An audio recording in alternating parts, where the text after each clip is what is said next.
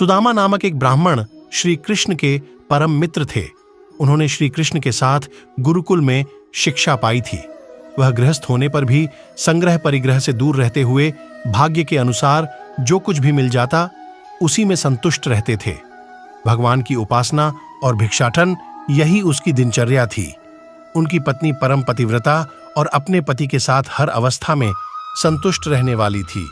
एक दिन दुखिनी पतिव्रता भूख के मारे कांपती हुई अपने पति के पास गई और बोली, भगवान, साक्षात लक्ष्मीपति भगवान श्री कृष्ण आपके सखा हैं।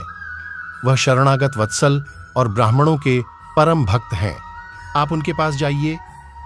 जब वह जानेंगे कि आप अन्न के बिना दुखी हो रहे हैं तो वह आपको बहुत सा धन देंगे। वह इस समय द्वारका में निवास कर रहे हैं। आप वहां अवश्य जाइए। मुझे विश्वास है कि वह दीननाथ आपके बिना कहे ही हमारी दरिद्रता दूर कर देंगे। जब सुदामा जी की पत्नी ने उनसे कई बार द्वारका जाने की प्रार्थना की तब उन्होंने सोचा, धन की तो कोई बात नहीं है, परंतु भगवान श्री कृष्ण का दर्शन हो जाएगा। इसी बहाने जीवन का यह सर्वोत्तम लाभ प्राप्त होगा। ऐसा सोचकर सुदामा जी ने द्वारका जाने का निश्चय किया। उन्होंने अपनी पत्नी से कहा, कल्याणी, घर में कोई वस्तु श्री कृष्ण को भेंट देने योग्य हो तो मुझे दे दो।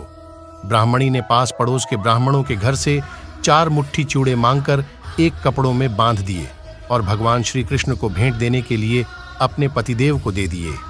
ब्राह्मण देवता उन चूड़ों को लेकर द्वारका के लिए चल पड़े। वह मार्ग में यह सोचते जाते थे कि मुझे भगवान श्री कृष्ण के दर्शन किस प्रकार होंगे। द्वारका पहुंचने पर सुदामा जी अन्य ब्राह्मणों से पूछते हुए श्री कृष्ण के महल में पहुंचे। सब लोग उनकी दीनहीन अवस्था देखकर उन पर हंस रहे थे। उन्होंने द्वारपाल से कहा, भैया, श्री कृष्ण से कह दो कि उनसे मिलने के लिए उनका बचपन का सखा सुदामा आया है। पहले तो द्वारपाल को विश्वास ही नहीं हुआ, लेकिन बाद में उसने जाकर भगवान से कहा, प्रभु, दरवाजे पर एक बहुत ही गरीब ब्राह्मण खड़ा है। उनके तन पर चिथड़े झूल रहे हैं, पांवों में बिवाइयां फटी हैं। उसकी दरिद्रता देखकर द्वारका की धरती भी आश्चर्यचकित है।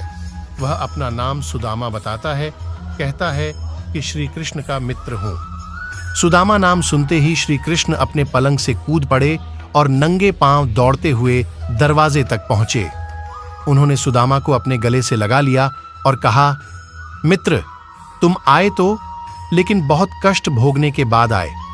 द्वारका में तुम्हारा स्वागत है। भगवान श्री कृष्ण ने सुदामा जी को ले जाकर उन्हें अपने पलंग पर बिठाया। उनके पांवों को धोकर चरणामृत लिया तथा उनको स्नान करवाकर रेशमी वस्त्र पहनने के लिए दिए।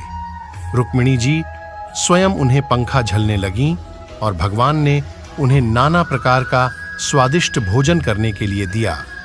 बहुत समय तक आपस में बचपन की बातें करने के बाद श्री कृष्ण ने कहा, मित्र, भाभी ने मेरे लिए क्या भेजा है। पहले तो सुदामा जी संकोच करते रहे, लेकिन अंत में श्री कृष्ण ने चिड़े निकाल ही लिए। भगवान ने उन 3 मुट्ठी चिड़ों के बदले सुदामा जी को अनंत संपत्ति दे डाली। धन्य है भगवान श्री कृष्ण की मित्रवत्सलता।